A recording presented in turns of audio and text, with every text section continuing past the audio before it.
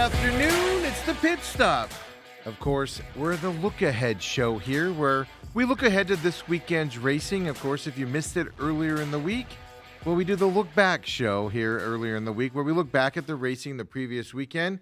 It's now available on Robat TV on demand with your subscription. Of course, it's for free. Also on your YouTube channel for our production company here, TME Media.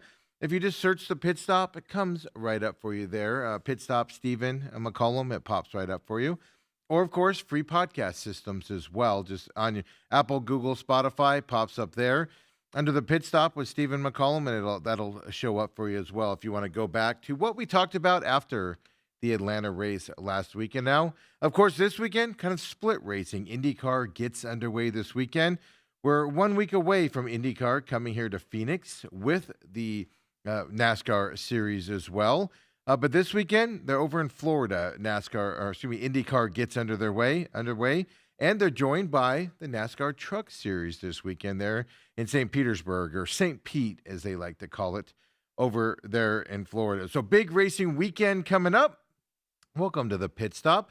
I'm Stephen McCollum, and for the next however long it takes, I'll get you updated with the racing at St. Petersburg, over in Florida, of course, COTA, Austin, Texas this weekend as well for the O'Reilly and Cup Series coming your way. A big weekend of racing. It's going to be exciting to watch it as well. It's going to be spread out enough that you're going to catch a lot of the action without a lot of inconveniences out there as well. And the look ahead shows as well. We discuss the news of the week. You know, on Monday, if there's anything breaking, we talk about that. But on Monday, I did say we talk about this Joe Gibbs Racing lawsuit against Chris Gayhart. Well, they've made some changes to that filing, so we'll get into depth on that here in just a minute as well. But we look at the news around NASCAR and, you know, the headlines out there. And so the headlines around NASCAR going into this weekend's racing, well, of course, the Atlanta racing ratings are out there. We know Daytona had just astronomical ratings there as well. So we do know now that the O'Reilly series here on the CW, of course, and this is all per the Nelson panel and big data reporting that they do there, 1.366 million total viewers for that Saturday's event, Saturday night event, right, 5 p.m. For them as well, for that O'Reilly's Auto Park series there at Echo Park in Atlanta. Of course, Sheldon Creed got his first victory in that race. Viewership was up 5% compared to last year's spring race at Atlanta, also on the CW. Viewership did peak in the closing laps. It went up to 1.798 million viewers. It's the most watched O'Reilly Auto Parts Series race in Atlanta in 10 years. So numbers for at least the O'Reilly series continue to be up in race 2 of the season for them. Now let's talk about the Cup Series here as well, because that obviously Fox is where that is viewed on the Sunday. They averaged 4.487 million viewers for that Sunday race there at Echo Park. That's down 2%. It was at 4.586 million people last year. So 2% diminishment here. Now that can be attributed to something that wasn't around last year. Yeah, that's the Olympic closing ceremonies. That was on for part of the NASCAR race at the beginning of it. So did that impact the ratings? Well, they're, of course, pointing to that side of it. But 2% down here on the Cup Series for Sunday's race, which was really exciting as well to see. So ratings still continue to be good numbers here to start the season here in the first 2 races.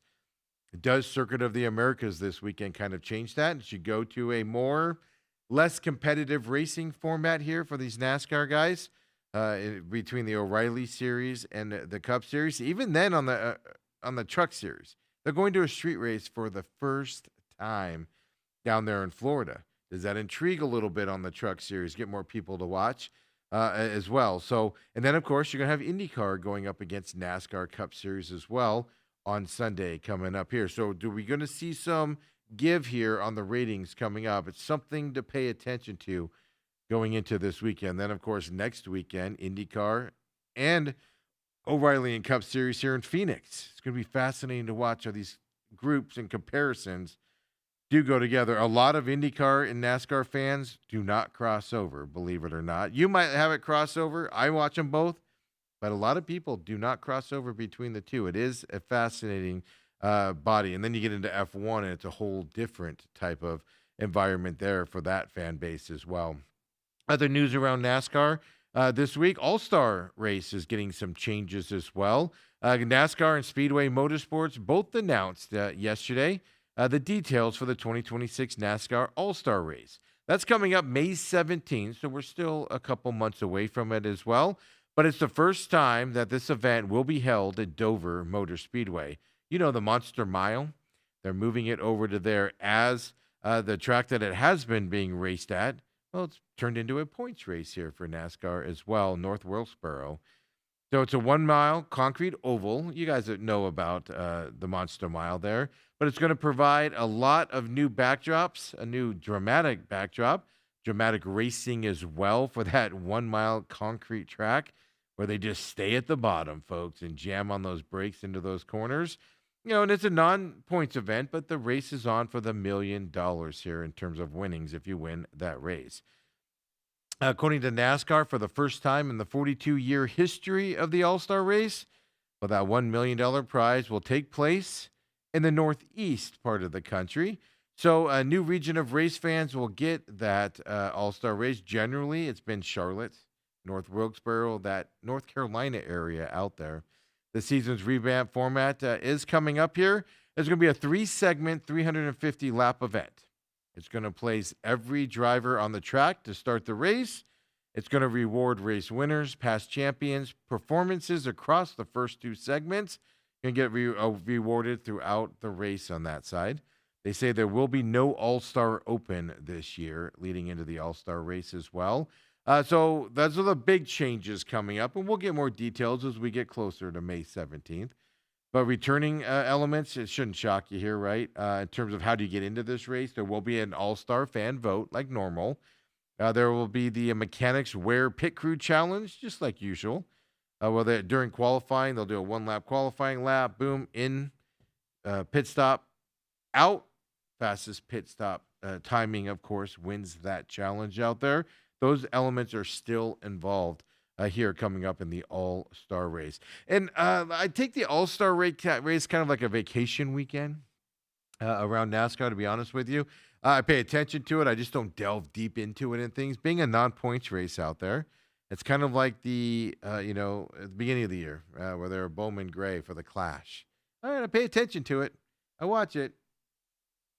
I get distracted sometimes with it, but making some changes here to try to make it more fun coming up as well. And earlier in the week, we told you back in February 19th, just last week, well, Joe Gibbs Racing filed that federal lawsuit in the Western District of North Carolina. Yeah, they filed it against their former competition director, of course, Chris Gabehart, as well. Chris worked with Ty Gibbs last couple years, of course, with Denny Hamlin for a lot of it as well. Joe Gibbs Racing accusing Chris Gabehart of stealing confidential team information before he left that organization. And then he ended up accepting a leadership role with Spire Motorsports, who has a competition deal with, of course, Joe Gibbs Racing's competitor, Hendrick Motorsports. So it's interesting how this kind of spires into other teams as well. In the complaint, when they filed it, JGR alleged that in the days surrounding his November exit from the team, Gabehart photographed sensitive data from his company laptop. He synced proprietary files to his personal Google Drive folder, and that folder was labeled Spire, according to JGR. All I got to say on this is how stupid can you be to call it Spire if that is true? Anyway. I go back into the story. A retained race setup documents as well, analytic reports, payroll data, even driver compensation figures, and most importantly, sponsorship revenue information. This is what a JGR is alleged in their initial filing there. JGR claims the material constitutes trade secrets and says the alleged conduct occurred shortly before Gabehart received that offer from Spire Motorsports. Look, NASCAR spent a lot of time and money, the teams did, fighting, putting this information out into the lawsuit between 2311 Front Row Motorsports and NASCAR. They keep this information under lock and key under all circumstances. So it shouldn't be a surprise if he, in fact, did what JGR says, why they would be going after him at that point. Now, there's two sides to every story, and the JGR is asserting claims under the Federal Defend Trade Secrets Act, there's also a North Carolina trade secret law, unfair trade practice statutes, and even the breach of contract, citing confidentiality, non-competes, and non-solicitation provisions that were in his employment agreement with JGR. So what does JGR want? Well, they're seeking injunctive relief to prevent any use or disclosure of its information, even with damages that it believes exceeds $8 million. And that's what they put into that initial lawsuit as well. They said $8 million is the damage, plus enhanced damages and attorney fees also is what they are looking for. Then, and the story got interesting, because then in Atlanta last weekend, Spire Motorsports actually had to come out and confirm that it had, in fact, hired Chris Gabehart. There wasn't even confirmation they had hired him yet. Obviously, it went through industry circles first before getting published out there. Spire just announced it on Saturday last week when everybody was hanging out at Echo Park. So Chris Gabehart is going to serve as the organization's chief motorsports officer within Spire Motorsports. They have a head racing guy there at Spire Motorsports, so he's kind of moving into a different role there as well, but he's in charge of a lot of stuff out there. So here's the updates here throughout the week as well. Joe Gibbs Racing has filed an amended complaint in that lawsuit as well. They've now added Spire Motorsports as a defendant, and they're also asking the court for a temporary restraining order in the process.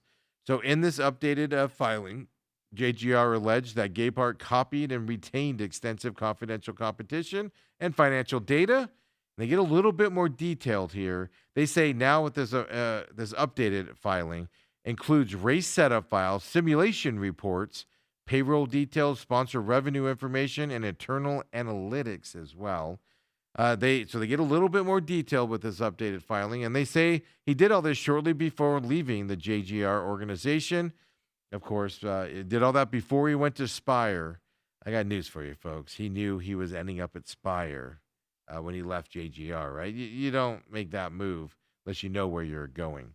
JGR, in their amended claim, does claim the materials were stored in a folder labeled Spire on Gabehart's personal Google Drive. Well, like I said before, okay, if that is true, that is the stupidest thing you could possibly do. Nothing says I'm taking this information like labeling the folder Spire, if he did that. They also say that the Google Drive included more than 20 setup and simulation files, along with post-race analysis documents. JGR contends the information would provide a competitive shortcut under the NASCAR's next-gen platform. What that means is, basically small setup differences in NASCAR can have significant on-track impact. One small degree of a difference, two cars set up exactly the same, except for 1 degree difference in a setup, can lead to winning the race or finishing second or fifth or sixth out there. So this amended complaint does seek damages still in excess of $8 million, and they actually request that court order preventing Gabehart from working in a comparable competition role for Spire Motorsports during the non-compete period. And then also they're looking for the barring of both defendants, meaning Spire and Gabehart, from using or retaining JGR's confidential information. Now, that's just JGR's amended, right? Now they have to support this to try to get this through the court system and the temporary restraining order. So they actually put support of that request for the temporary restraining order into the lawsuit as well.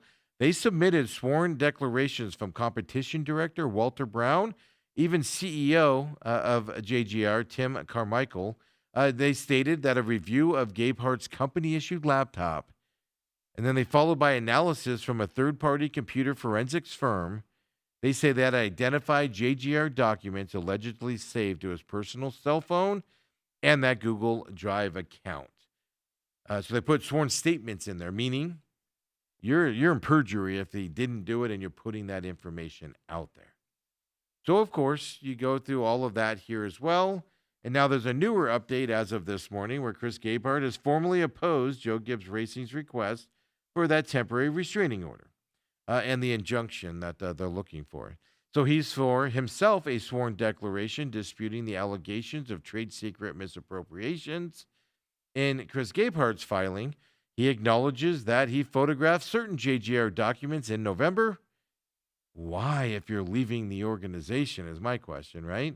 But he does state that he had no intent to use or even disclose confidential information. He did not transmit or share any of that JGR data. He does assert that a forensic review that was, conducted under that protocol drafted by JGR's counsel and performed by a firm selected by JGR, he puts that into that amended lawsuit or his version of the response. He said that all of those rules there found no evidence that Chris Gabehart transferred, distributed, or even used confidential information at that point. Gabehart also went on to argue that JGR materially breached his employment agreement because they're withholding compensation and even mishandling his termination status, which he claims does now void any enforceable non-compete restrictions between the two entities. He's going to find out that that's wrong. I'm not a lawyer, but in terms of employment law, he's going to find out that that is incorrect on that. His filing also states that Spire Motorsports was informed of his confidentiality obligations. He did enter into a non-disclosure agreement with Spire Motorsports. He was even willing to submit to a neutral forensic review to confirm it had not received any JGR information from that side. So that amended, that is out there from Chris Gabehart's side as well. Look, we just got done with the 2311 Front Row Motorsports lawsuit with NASCAR settlement. And now you have this competition battle out there. It's going to be fascinating to see. I don't know if there's enough proof to put a temporary injunction into that. But anytime somebody at a high level who ran everything and knew everything about an organization leaves and go to another one, I don't know how that can be settled. He's got it in his brain for a lot of it on what they did, what they didn't do. Now, the actual figures you tend to forget, right? But he knows what they did. He's going to go over there and he's going to implement what they did at JGR over at Spire Motorsports. Just off the top of his head, he's going to get it done. It's going to be fascinating to see how this comes out here in the judicial rulings as this goes through, of course, all of the court stuff here as well. So kind of the news dominating there of NASCAR. And now let's get into some racing this weekend and look ahead to two races. Two versions of races out there as well. First we're going to talk about IndyCar getting their season started at St. Petersburg, Florida this weekend. It's a road course out there. NASCAR trucks were invited and they're being part of the show there in St. Pete as well. I like these. This is going to be our first glimpse at IndyCar and NASCAR working together. Of course, as I said, we're 1 week away from IndyCar and NASCAR working together here in Phoenix next weekend as well. So IndyCar St. Pete is the season opener for IndyCar. Well, it's coming up this Sunday, noon Eastern time, which is 10 a.m. here in Phoenix as well. The questions going into the 2026 IndyCar racing season, well, it's pretty simple. Does any team, does any driver, do they have anything to compete with the reigning champ Alex Palou out there? Simple as that. Can they get up there and keep him from winning and dominating this IndyCar season? Josef Newsgarden, does he get back to form? Does he compete for a championship this year? Powder Award, he finished second last year in the standings and a sizable second in that length as well. Will he be able to shrink that second place gap in order to compete for a championship or possibly win it? There's a host of 4 or 5 people that can compete for a championship in IndyCar. Can they get it done is the big question. You have a bunch of drivers that have moved teams, not a bunch, few drivers that have moved teams. Do they get kind of some new added benefit from moving those teams as well? Do the replacements on some of these high-powered teams have anything to say going into this season as well? We could do this whole season preview of IndyCar, and basically you can come out of it, and I'm just going to tell you this. I have no clue what's going to happen this season. I'm hoping for a competitive season, much like the NASCAR Truck Series, where it was run, dominated by Corey Heim last year. I'm looking forward to seeing a more competitive IndyCar season this year overall. And are we going to get it is more of the question.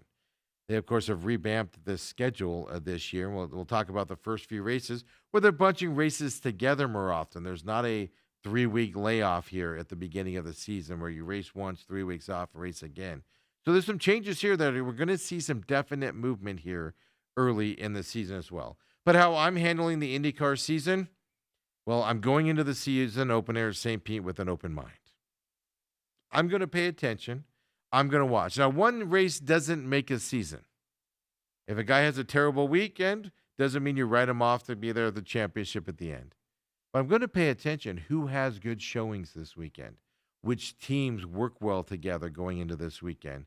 And then we can start to make some ideas here. Because right now, I'm not sure anybody compete with Team Penske and other teams out there and drivers. I'm not sure if that's going to be competitive again this season or not. We'll know in the first 3 weeks or first 4 races here coming up. We'll see kind of a trend happen. We'll have to see if it's going to be a competitive season or somebody's going to run away with it again. I'm going to keep an open mind in the IndyCar season as well. Let's throw up the first part of the season schedule here for IndyCar as well. It's be IndyCar 1. So here we go. St. Pete this weekend, of course. Then next weekend we got here, Avondale, Arizona, racing over here and out at PIR with the NASCAR boys. Then they go to Arlington, Texas after that. And then Birmingham, Alabama, Motorsports Park there as well. So those are the first you see there, right? You're going to have 4 races in a row or 3 races in a row. St. Pete, Phoenix, Arlington, then a week off. And then they go to Alabama here as well. This is different type of racing. They normally give a little bit spread out here at the beginning of the season. We'll have some more safe prediction answers here after these 4 races here coming up on the IndyCar side. I'm looking forward to the IndyCar season. Look, last year was just a domination factor by one team. So who can step up and compete? Same questions we asked about the Truck Series. And leaving a little bit, right? We're going to talk about this on the O'Reilly as well as the Cup Series on these street courses.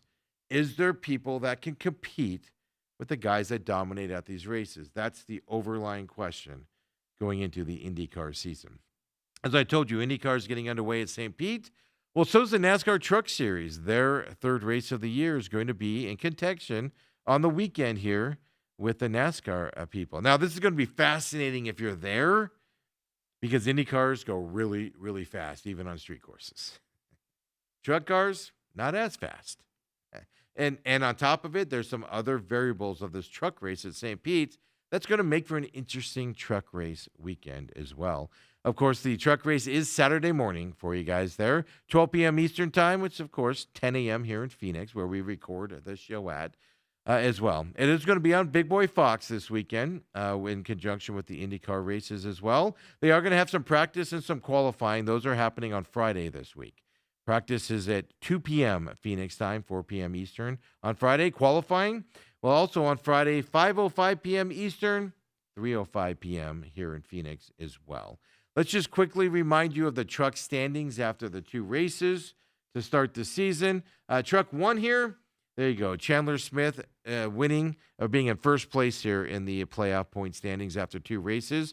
Gio Ruggiero, Ben Rhodes, Ty Majeski, Stuart Friesen, Brendan Queen, and then you see Honeycutt, Perez, Inkem, Eckes as well, then Daniel Dye and Justin Haley for the playoff point standings. Way too early in the year to break down any of this analysis, but pay attention here because some of these street courses, guys can make some big moves here if they can figure out how to run on these street courses. Here's what's interesting about the truck racing, gives you a little bit of, thought here going into this weekend's racing here at St. Pete.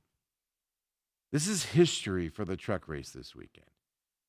First time they're going to compete on a street course. Now, they do road courses, of course, over their careers. But this is the first street course here that the Truck Series is going to go into. These drivers, at least in the truck level, just haven't raced on a street course. They are different. Bigger bumps, different turns, etc. out there as well. So obviously, it's their first time also in St. Pete for a race on the streets. So new location, new type of racetrack as well. So it brings a lot of new challenges and a new market here into the Truck Series as well.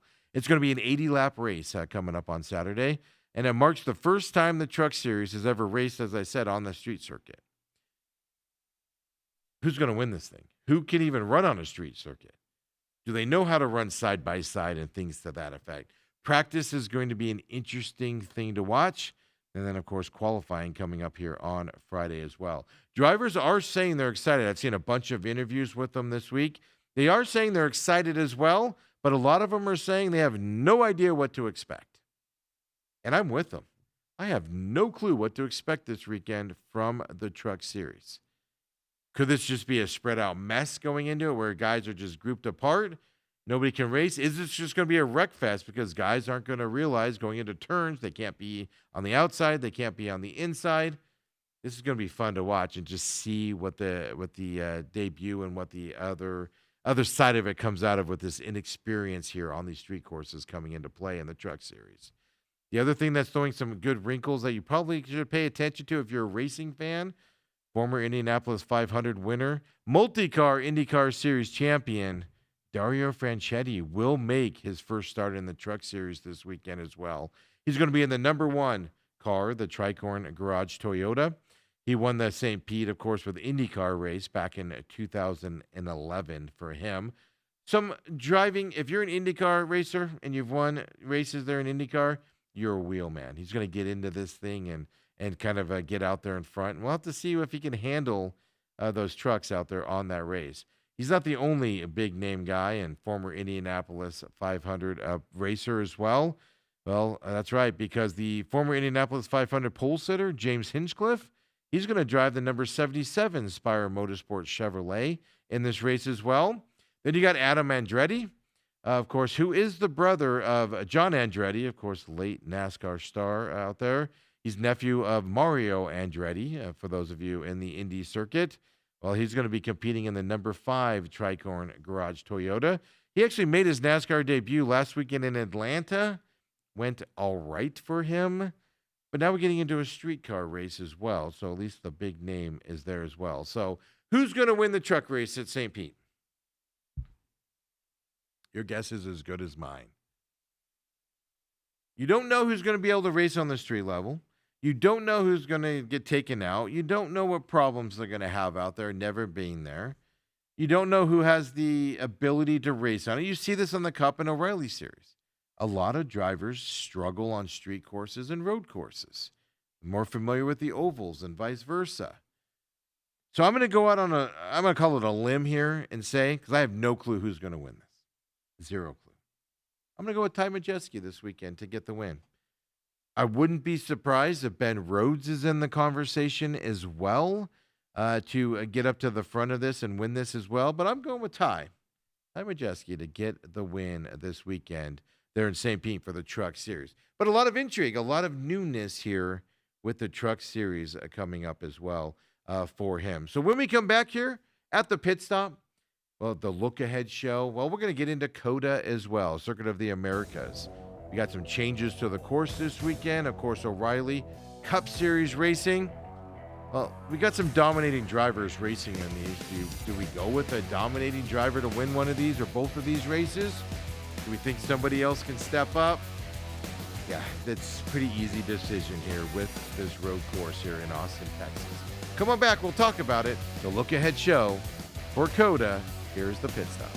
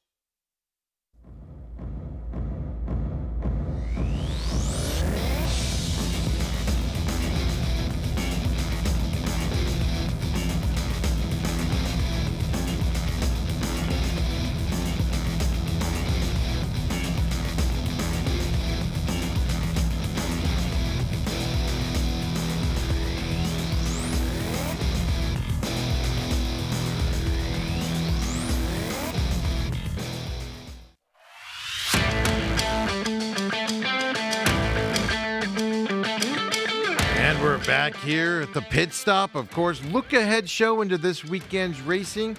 We've already covered the news around NASCAR this weekend. We talked about the St. Pete, Florida race for IndyCar getting their season started. Folks, I'm excited for next weekend. IndyCar and NASCAR both on the Phoenix racetrack. It's going to be a blast, a little bit of a change for us here. And, of course, cover NASCAR out here on the West Coast. It's going to be an interesting weekend, and we get kind of a test of it here at St. Pete as well. We've talked about that to begin, and now we're going to turn our focus and look ahead here to the COTA race as well. Don't forget also, folks, we do a look back show at the beginning of the week. So if you're interested in our thoughts on Atlanta last weekend at Echo Park, definitely go back and watch it either on the YouTube page here as well. Just search it's at the main event, or the TME Media's YouTube page, our production company there as well. And then free podcast systems. And then, of course, if you have a subscription here at Robat TV as well, you can find the Look Ahead show in the same places as well. Share us with your friends if you would. Follow me at the Pit Stop Talk as well. They're on X, the Pit Stop Talk on X. Follow me there for our social media conversations as we watch races. And, of course, thoughts throughout the week that hit us as well. And look, for COTA, Circuit of the Americas, Austin, Texas this weekend. And they're doing some changes here to the track going into this weekend's racing. And I do like that they're doing this because last couple times there's been concerns, and they were vocally raised here last year specifically about drivers shortcutting turn 6 there on that road course. They were cutting it short. They weren't staying on the road. Some were saying you're supposed to have 2 tires not go off of it. Some were saying 3 were going off. Some were saying all 4 were going off, and no penalties were happening last year on that racetrack. And it became a big narrative after that race as well. Well, this year, NASCAR is going to begin officiating more observant there of that corner for drivers who do exceed track limits. So, just rules against cutting the course, well, they already were applied last year in the S's section, which is turn 3, 4, and 5 last year. They did do it there, but then they ignored that turn 6 situation. So now they're going to do all of it according to NASCAR going into this weekend's racings there at COTA. So no more cutting that track short in those areas as well.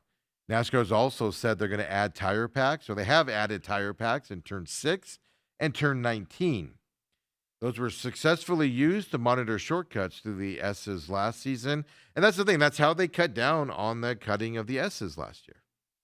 Is throw up some barriers that you don't want your car to run into those barriers at all.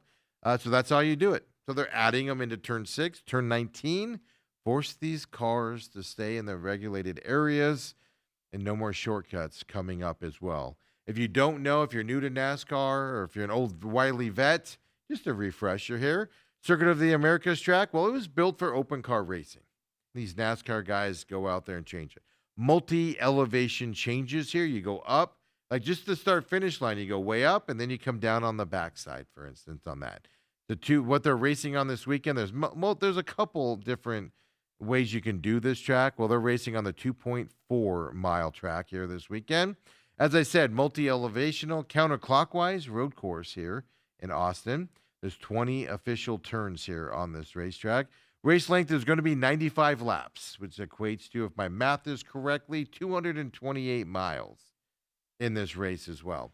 Stage 1 is going to be 20 laps. Stage 2 will be 25, which means it ends on lap 45. Yes, I had to think about that, 20 and 25.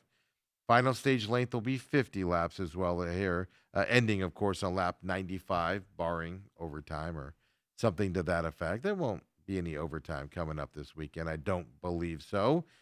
So Circuit of the Americas for the O'Reilly series, we'll talk about that first. It's going to be on Saturday, 3 p.m. Eastern time, 1 p.m. Phoenix time. So the truck race will end in St. Pete on Fox. Turn over to the CW there for the COTA race here for the O'Reilly series coming up.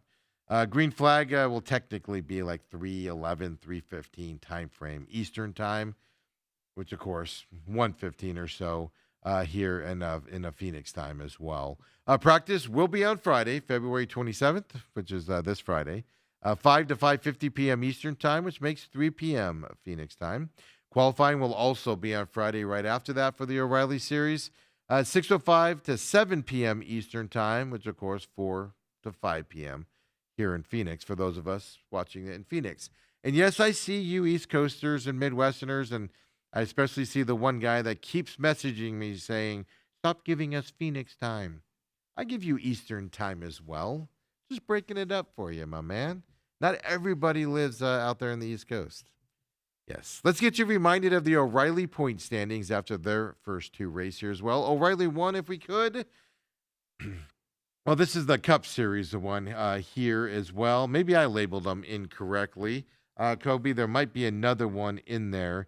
Nope, I probably messed this up, folks. So we won't remind you of the O'Reilly point standings as of right now as well. Look, it's race 2 of the season. Does it really matter what we are looking at? Because a lot's going to change as we go on there as well. Hey, sometimes as a host, you messed up your show, right?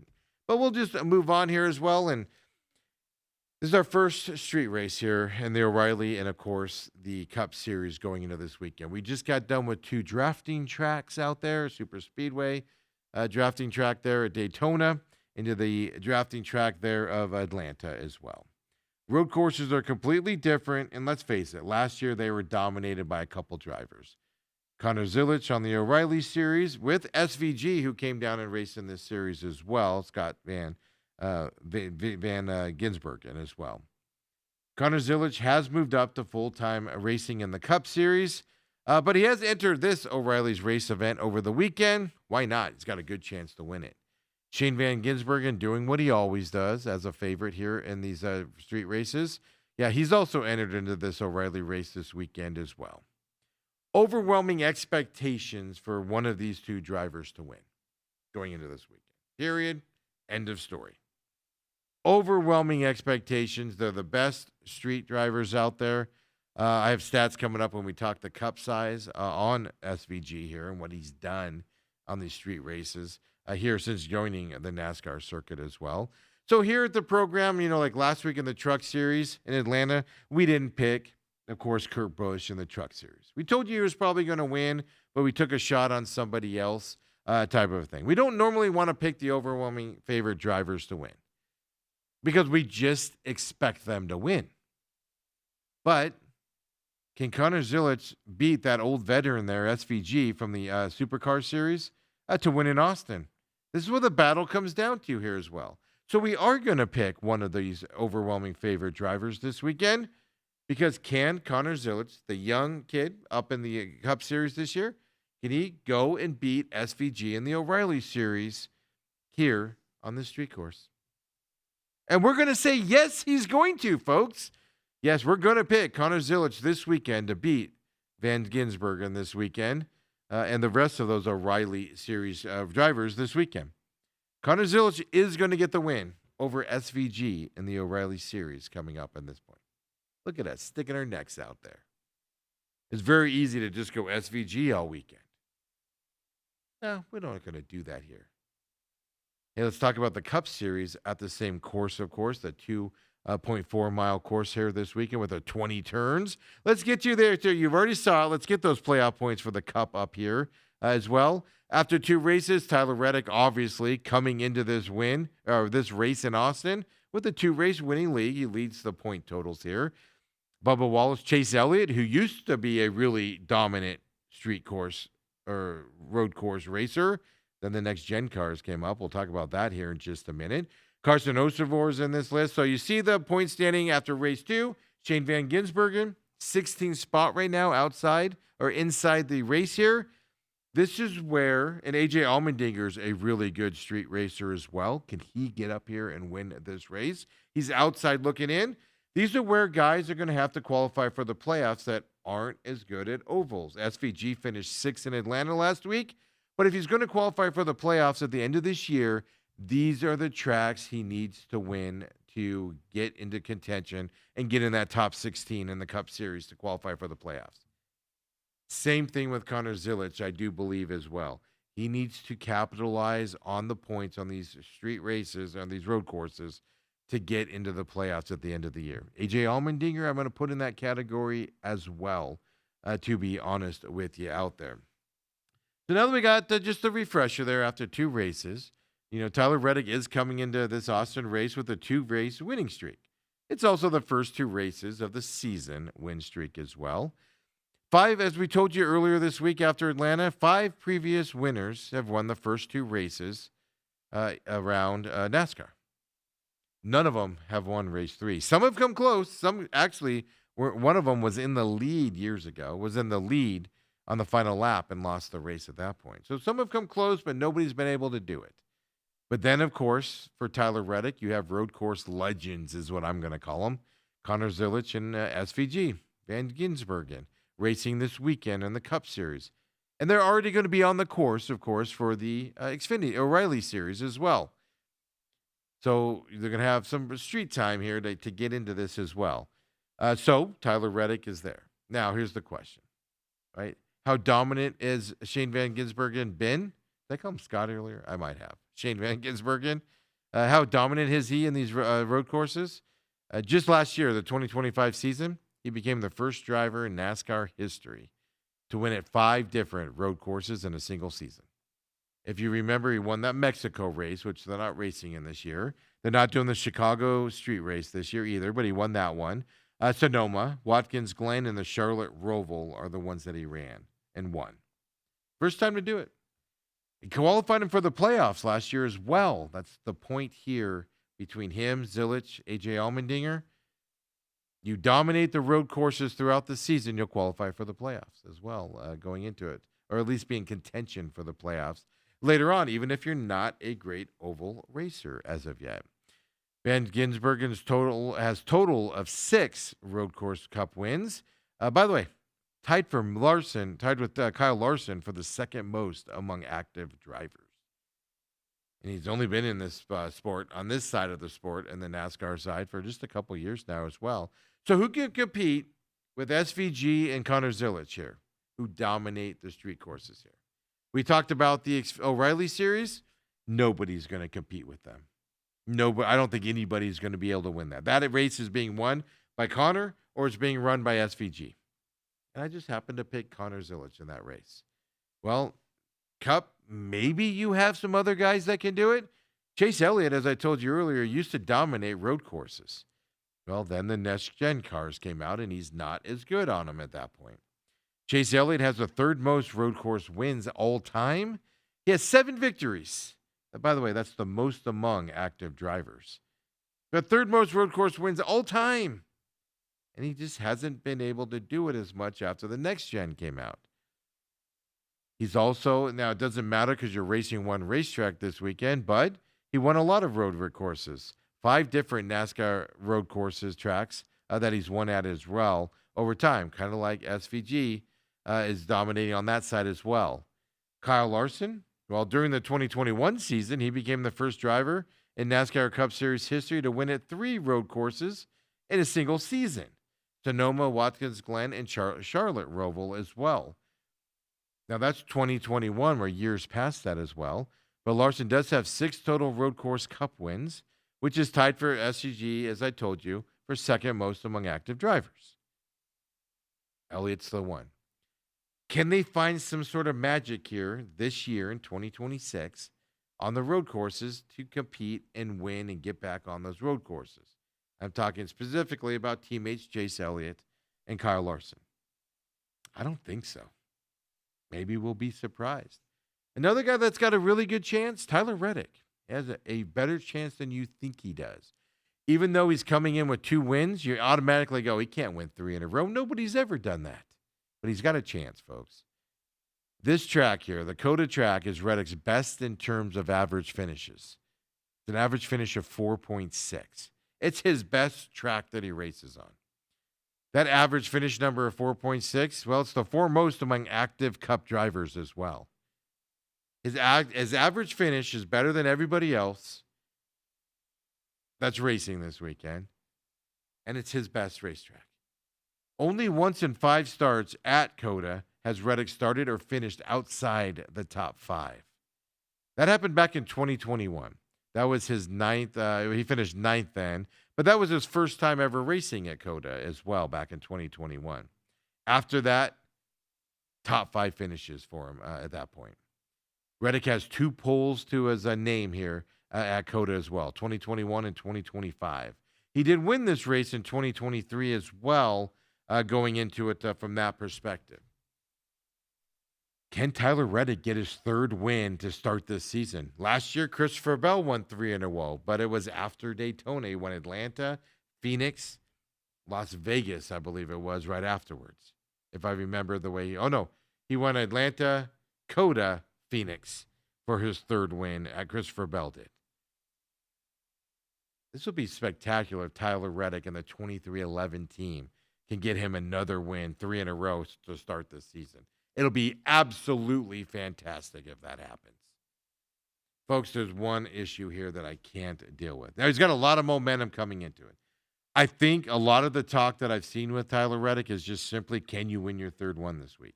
Adds extra pressure to you a little bit. Can you beat SVG? Can you beat Connor Zilic on that? Folks, we gave Connor Zilic the win in the O'Reilly series this weekend. We're going to go the opposite here. I think SVG is going to dominate this race unless he has mechanical issues or something. SVG is going to dominate this race, even if there's somebody in front of him in first place, and he's just strolling around in 2nd, 3rd, 4th. By the end of this race, it'll be a dominating factor for him, SVG, in this race. I got to go with the GOAT of street racing. I got to go with the guy until he's knocked off. I've got to go with the guy that's sure to win this weekend, and that's Shane Van Gisbergen this weekend, winning here at the Circuit of the Americas as well. Street races are not my favorite type of racing in NASCAR. They tend to get spread out a little bit. Yes, there's accidents. Yes, and I don't watch races for accidents, don't get me wrong. But guys get messed up in some of these turns and things to those effect. It just, guys get spread out. It's long if there's a caution.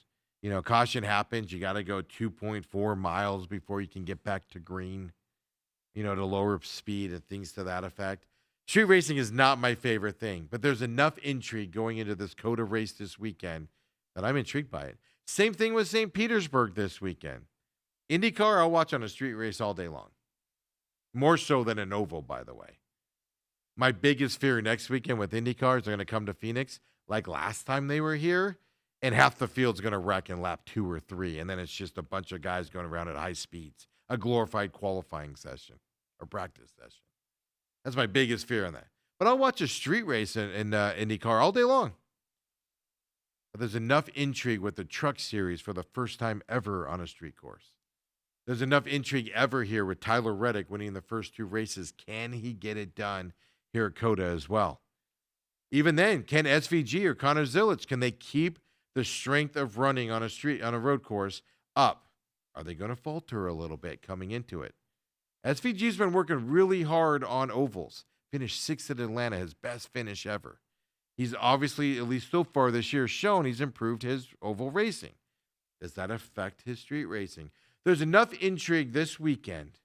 This could be some fun racing to start the season in week 3. And again, you're talking to somebody that does not like the street races and the road courses for NASCAR. I just don't. But I'm intrigued by this. It's going to be fun to watch this weekend coming up into it. I didn't even have to dig that. Normally I'm digging hard to find things to watch and why I should be watching and stuff like that. It was easy this weekend. Maybe it's just the glow and the excitement of next weekend with them being here at Phoenix. That's kind of leading me into that. But I'm looking forward to it. Friday, you got practice qualifying over there in St. Pete. Of course, Saturday, you've got the races here happening as well. And then Sunday, the big boys get going in the IndyCar and the Cup Series. Looking forward to it all, folks. It's going to be hot here in Phoenix. Hopefully it cools down for next weekend. Nobody needs to be standing out there in 90-degree temperatures like this weekend's going to be here in Phoenix. I don't even want to look at the weather going into next weekend. But we'll come back early part of next week, Monday, and we'll look at the look back here of the COTA racing and the St. Pete racing for the IndyCar and the Truck Series. So join us on Monday as well. Share us with your friends if you would. Free YouTube page, of course. Free podcast system, Apple, Google, Spotify, iHeart. You can find us there as well. The Pit Stop Talk or the Pit Stop with Steven, and it pops right up for you. The YouTube page as well. Share us with your friends, would you? We'll be back on Monday for the look back at the recent weekend of racing. Then, of course, later in the week, we'll look ahead to Phoenix coming up here. It's Come and join us, would you? I'm Stephen McCollum. For Kobe producing the show, see you next week, everybody.